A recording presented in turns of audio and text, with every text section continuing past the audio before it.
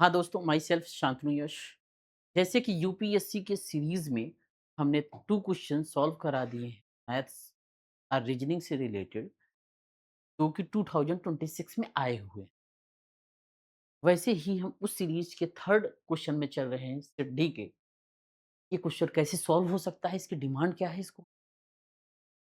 जैसे कि इस क्वेश्चन में हम देखते हैं, इस क्वेश्चन की डिमांड देखते हैं, वो क्या है कि 4 प्रकार के वेट हैं, नामतः क्या हैं?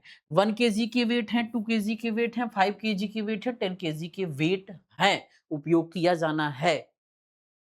कम से कम 1 केजी के बाटों का उपयोग किया जाना है, तो 20 केजी के वजन को अधिकतम कितने प्रकार से मापा जा सकता है? The weights of 4 articles are 1 kg, 2 kg, 5 kg, 10 kg. If the minimum numbers of 1 kg, the weights that need to be added, the weights so that 20 kg can be measured exactly using the given weights. What the minimum numbers?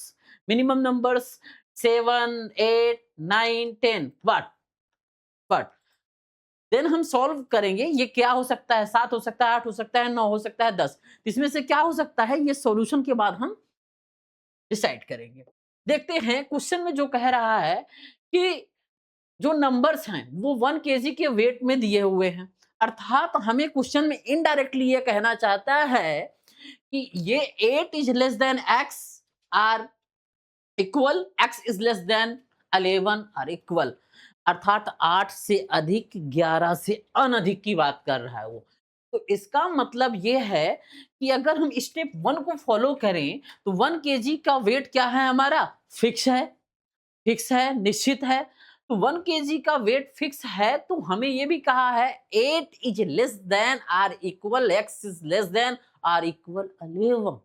It means जो हमारा wait होगा 8 KG का होगा, एक 9 KG का होगा, 10 KG का होगा, 11 केजी का होगा। ऐसा ही वेट है, इन्हीं में से हमें मापना है। इसका मतलब 4 केस बनेंगे।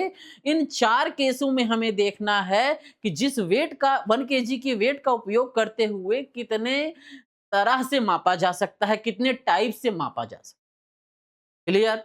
अब देखते हैं, ये देखते हैं। तो इस प्रकार से देखते हैं, बिकॉज़ 1 केजी वेट दिस। तो केस फर्स्ट में हम देखते हैं कि 8 1 kg weights, 8 1 kg weights where 8 9 10 11 यहां से मिला हुआ 8 1 केजी वेट का उपयोग करेंगे, तो subtract from the 20 and remaining part of 12, हमारे पास क्या बचेगा? 12 बचेगा। जब हमारे पास 12 बचेगा, तो 12 को 2, 5, क्योंकि ये 1 फिक्स हो गया, 1 फिक्स हो गया, 12 को 2, 5 और 10 के तरीके का यूज़ करते हुए, इन डिजिट का उपयोग करते हुए, इन अंकों का उपयोग करते हुए हमें सॉल्व अर्थात हल करना है। जब हमें हल करना है, तो हम इसको 10 प्लस 2 लिख सकते हैं 12, इसको 5 प्लस 5 प्लस 2 इक्वल टू 12, इसको 2 plus 2 plus 2 plus 2 5 times equal to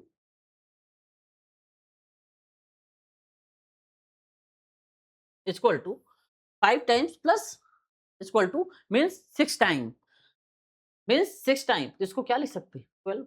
it means ये 3 वेज ऐसे हैं जो हमें ऑब्टेन कराएंगे क्या? 12। 3 वेज यहां से हम काउंट करेंगे, सम ऑफ करेंगे लास्ट में टोटल। अब केस सेकंड में चलते हैं, 9 जो दिया गया है। 9 को वैसे ही हम सब्सट्रैक्ट करेंगे 20 में, तो हमें क्या रिमेनिंग पार्ट मिलेगा? हम 9 को अगर 20 में घटाएंगे तो 11 मिलेगा। अब 11 बनाना है और किसका उपयोग करके? 2 5 10 का उपयोग करके। जब 11 बनाना है तो 11 को हम क्या लिख सकते हैं? 2 5 5 plus 2 plus 2 plus 2 11, 10 plus 1 equal to 11, 1 is fix. ठीक है, तो यहां पे क्या हुआ? 2 वेज हुआ। ये तरीके 2 तरीकों से हम बना सकते हैं इसका। वहीं पर थर्ड केस देखते हैं, 10। 10 सब्सट्रैक्ट फ्रॉम 20, 10 को 20 में घटाते हैं तो हमें 10 ही मिलता है। 10 मिलता है तो हमें किसका यूज करना है? 2। हमें यूज किसका करना है?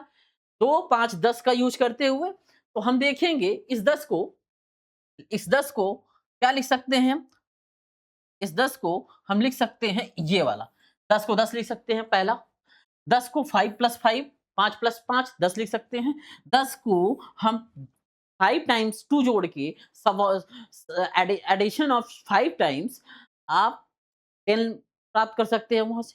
तो जैसे ही आप देखते हैं कि 10 प्राप्त करने की प्रोबेबिलिटी इसमें 3 वेज़ है। तो हमें क्या-क्या मिला? 3 ways plus 2 ways plus 3 ways. Last में हम देखते हैं हमारे पास 11 बचता है। 11 subtract from 20 remaining part of 9। 9 remaining part of 9, तो उन्हें हमें किस पार्ट में बाँटना? 2, 5, 10 यू नो।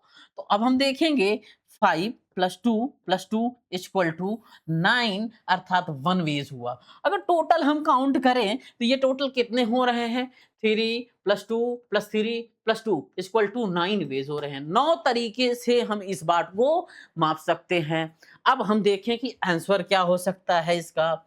अगर आंसर हम देखें तो जो ऑप्शन दिया है ये option C is option C is correct.